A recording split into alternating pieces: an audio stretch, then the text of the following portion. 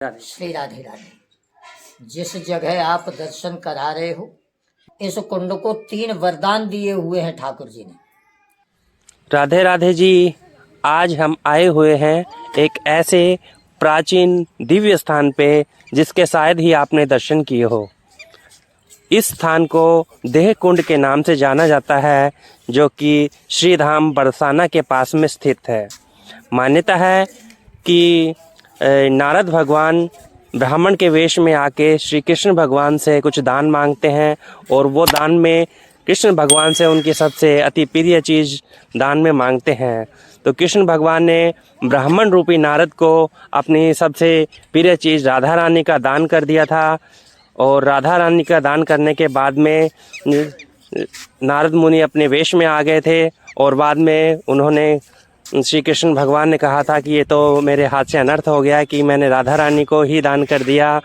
तो राधा रानी को वापस लेने के लिए मान्यता है कि श्री कृष्ण भगवान ने राधा रानी के समान वजन तुला के द्वारा तोलकर उस नारद रूपी ब्राह्मण को दान में देकर राधा रानी को वापस लिया था। और ऐसी भी मान्यता है कि इस कुंड में राधा अष्टमी के 4 दिन बाद जो द्वादशी आती है, उस दिन स्नान करने से इंसान के 3 जन्मों के पाप धुल जाते हैं। तो आइए दर्शन करते हैं।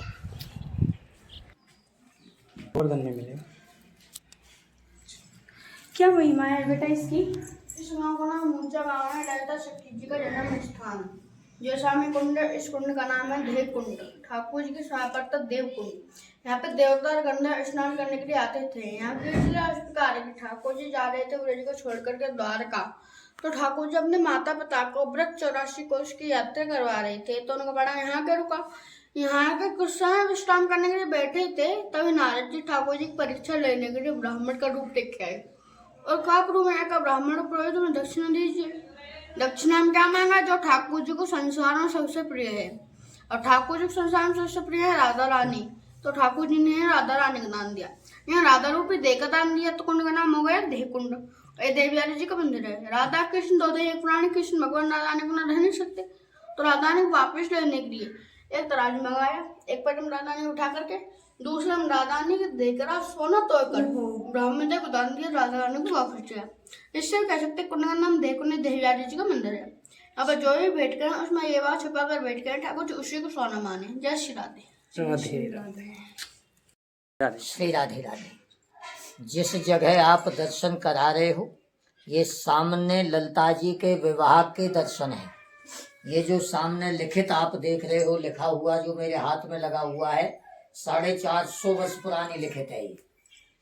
ये ललिता जी के विवाह का शास्त्र है। 450 वर्ष। इससे पुराना भी मेरे पास रखा है, उसका मुझे भी नहीं पता कितना पुराना है। कभी प्रभु कृपा करें तो 52 द्वादशी को यहाँ जरूर पधारो।